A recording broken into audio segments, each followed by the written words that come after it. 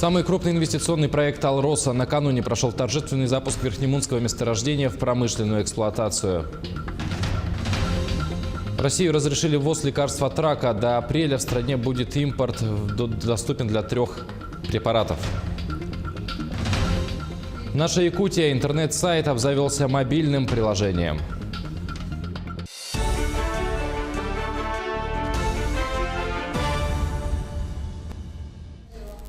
В эфире новости, в студии работает Павел Танин. Здравствуйте.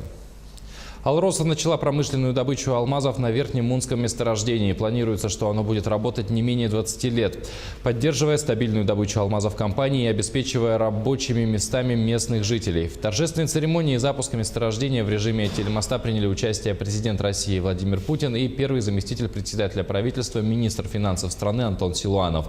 А на самом объекте старт первому промышленному взрыву дали глава региона Айсен Николаев и генеральный директор «Алроса» Сергей Иванов.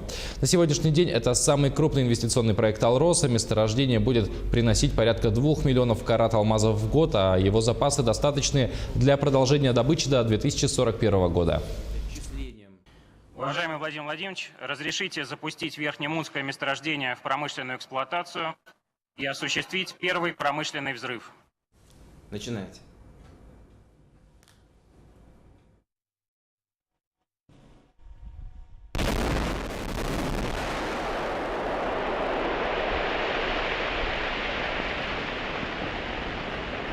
Поздравляю вас и желаю вам успехов.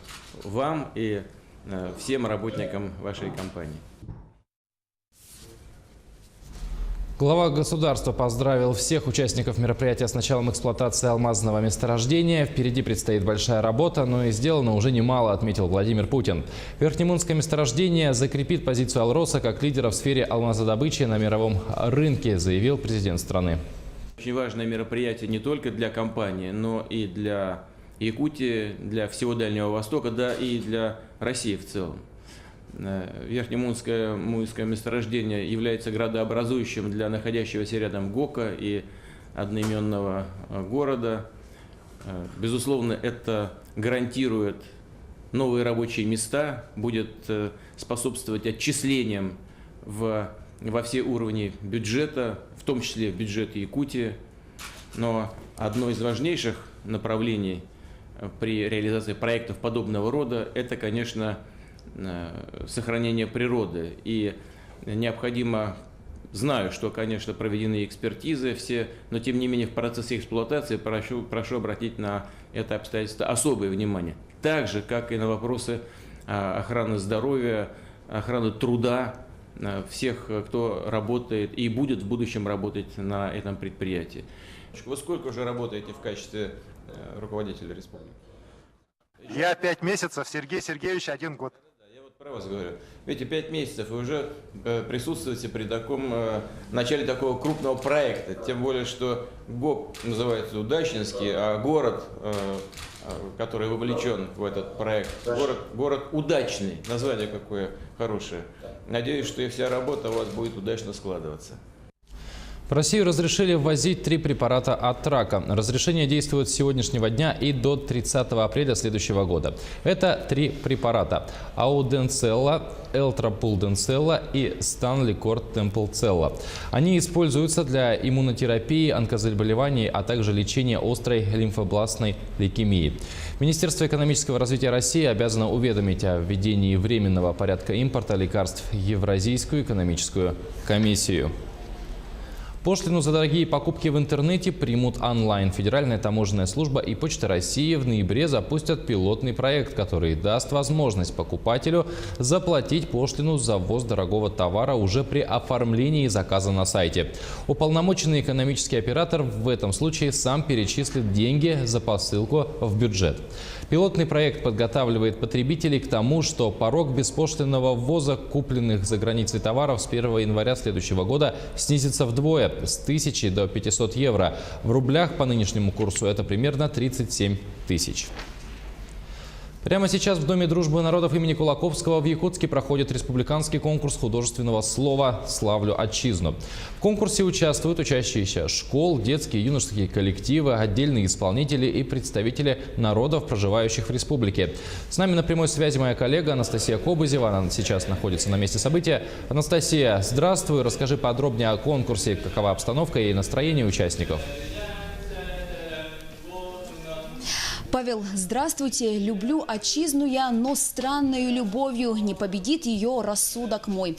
Вот с таких вот замечательных строк начался конкурс, республиканский конкурс художественного слова «Славлю Отчизну».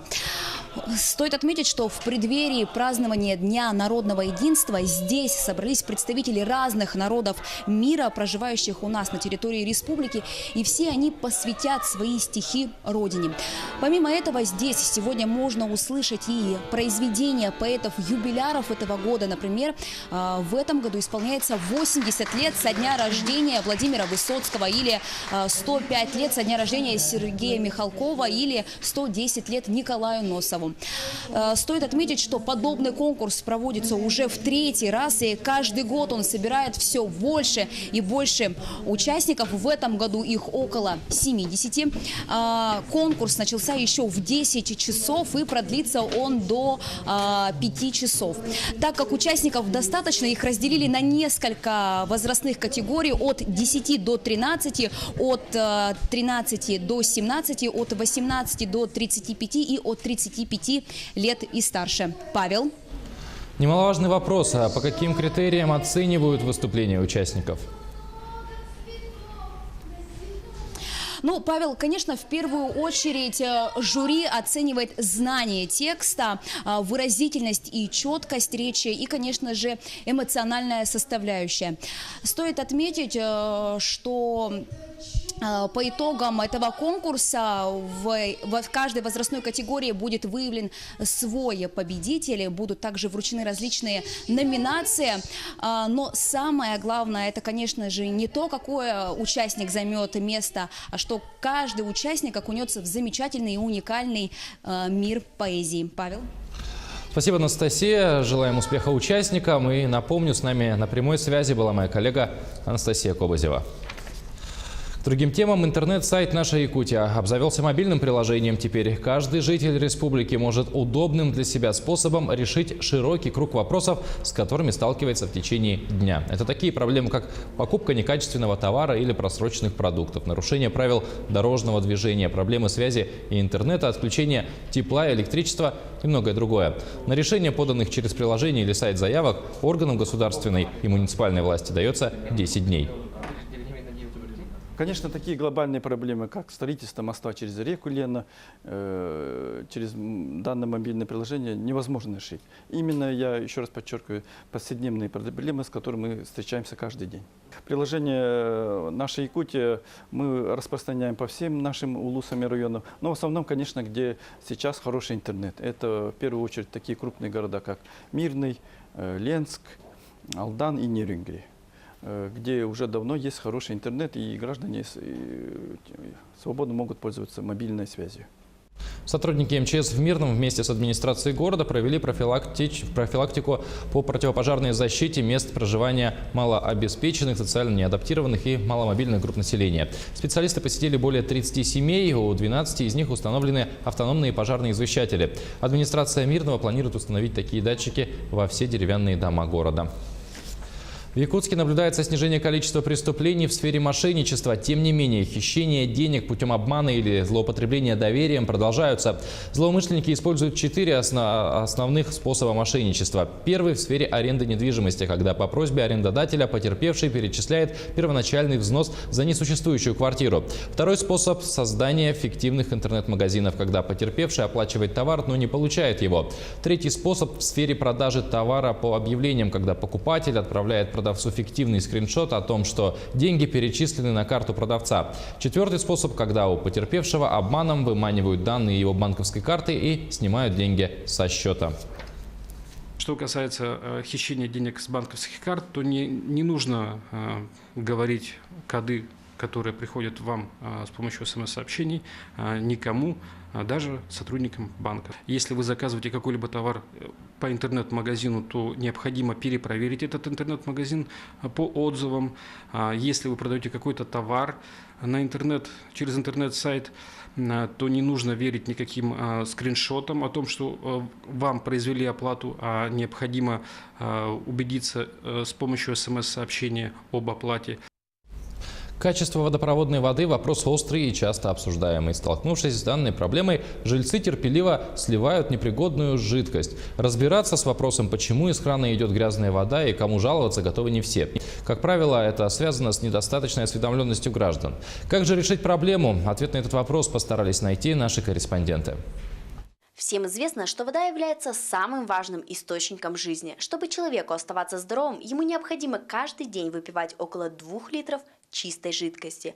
Но что делать, если вода в кране непригодна не только для питья, но и для других нужд? Жители Нерюнгринского района в соцсетях активно распространили информацию о том, что из кранов течет грязная вода. И о том, чтобы пить ее, не идет и речи. Люди не рискуют мыть ею даже руки. После планового отключения горячей воды и периодически холодная вода идет грязная. И вот бывает осадок прямо вот в ванной остается.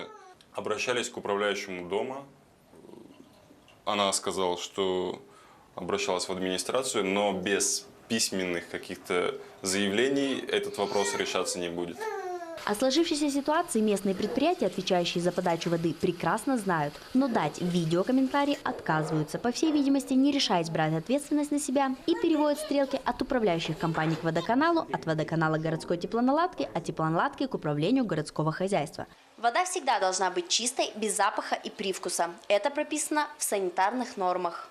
Информация об инстанциях, куда жаловаться, если грязная вода течет из крана, должна быть у каждого. Если появление ржавчины в воде не сопряжено с плановыми работами, идем с претензией в управляющую компанию. Если управляющая компания игнорирует претензии граждан или же проблема продолжается в течение длительного периода времени, то большую эффективность принесет подача жалобы в ресурсоснабжающую структуру. В такой ситуации будут проведены необходимые анализы для выяснения причины загрязнения. Если же и здесь нам не помогают, идем в Роспотребнадзор и правоохранительные органы. Источники водоснабжения у нас находятся на довольно-таки высоком уровне.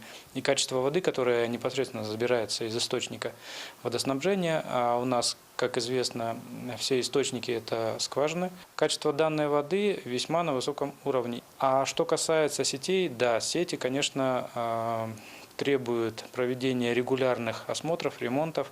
И вполне вероятно, что загрязнение есть. К этой минуте у меня все новости. Оставайтесь с нами.